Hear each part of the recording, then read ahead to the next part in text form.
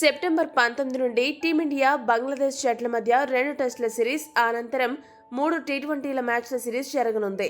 తాజాగా మొదటి టెస్టుకు సంబంధించిన స్క్వాడ్ని కూడా బీసీసీఐ ప్రకటించింది.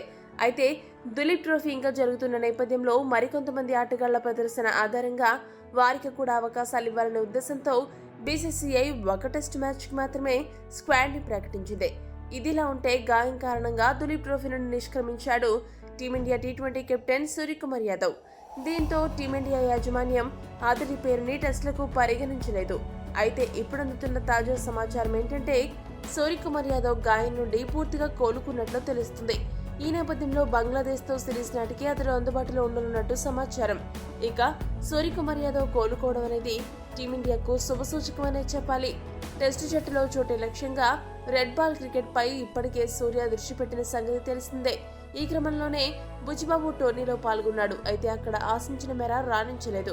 అయితే గాయం నుండి తేరుకుని ఫిట్నెస్ సాధించిన సూర్యకుమార్ యాదవ్ దులీప్ ట్రోఫీలో బరిలో దిగనున్నట్టు తెలుస్తుంది. ఇండియా సి జట్టులో ఉన్న అతడు సెప్టెంబర్ 12వ తేదీ నుండి అనంతపురం వేదికగా జరుగుతున్న మ్యాచ్ ఆడనున్నట్టు వార్తలు వినిపిస్తున్నాయి. ఒకవేళ సూర్య గనుక ఇక్కడ తన ప్రదర్శనతో అదరగొడితే బంగ్లాదేశ్తో జరిగే 2 టెస్టు సిరీస్లో తప్పక స్థానం దక్కించుకుంటాడు. అంతేకాదు స్వదేశంలో అక్టోబర్ 6 నుండి బంగ్లాదేశ్తో మొదలయ్యే 3 మ్యాచ్ల టీ20 సిరీస్కు సూర్యకుమార్ యాదవ్ అందుబాటులోకి వచ్చే అవకాశాలు మెరుగవుతాయి. టీ20 ఫార్మాట్లో సూర్య ఎంత భయంకరమైన బ్యాట్స్మెన్ అనేది ప్రత్యేకంగా చెప్పనవసరం లేదు. అతడి రాక టీమిండియాకు భారీ ఊరట ఇచ్చే అంశం.